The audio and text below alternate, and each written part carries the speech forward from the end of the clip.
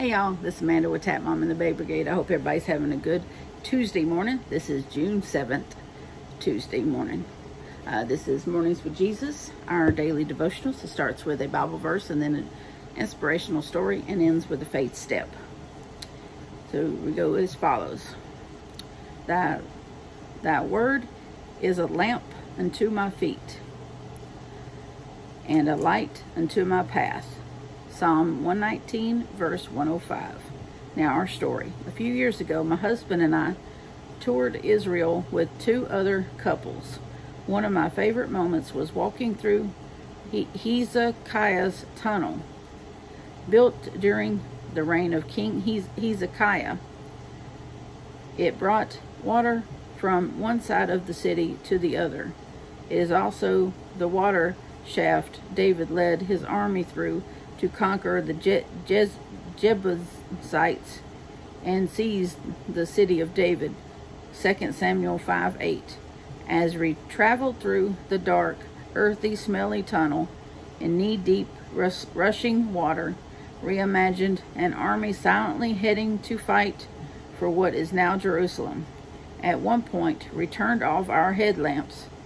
In the pitch dark, we started to sing, Thy word is a lamp unto my feet and a light unto my path. It sounds hokey, but it was an amazing moment as I literally experienced some of the sights, sounds, and smells of this ancient story.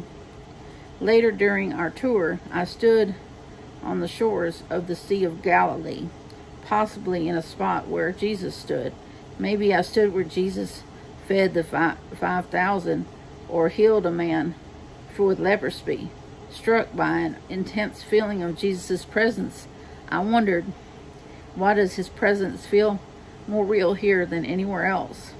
I had a deep desire to be just as keenly aware of Jesus back in my hometown of Boulder, Colorado.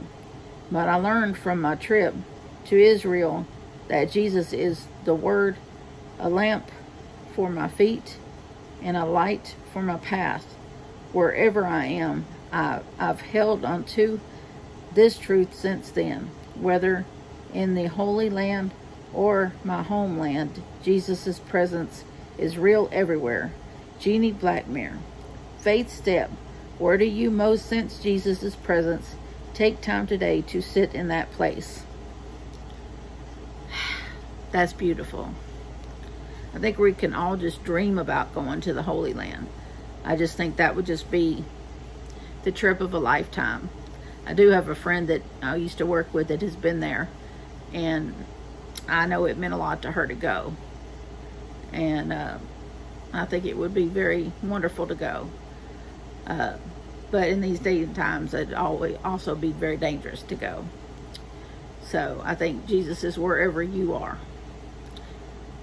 Wherever you are in his presence, wherever you pray and wish him to be, that's where he is. Anyway, that wraps up today. If you have any prayer requests, please leave them in the comment box. Remember those that we talked about yesterday that needed prayer. You know, they still all needed prayer today. So let's remember our brothers and sisters that need prayer. Don't hesitate to ask for it for yourself, because we all need it sometimes, and maybe all the time. But remember that I love you, and so does Jesus. God bless you, and I'll see y'all on the next one. Bye.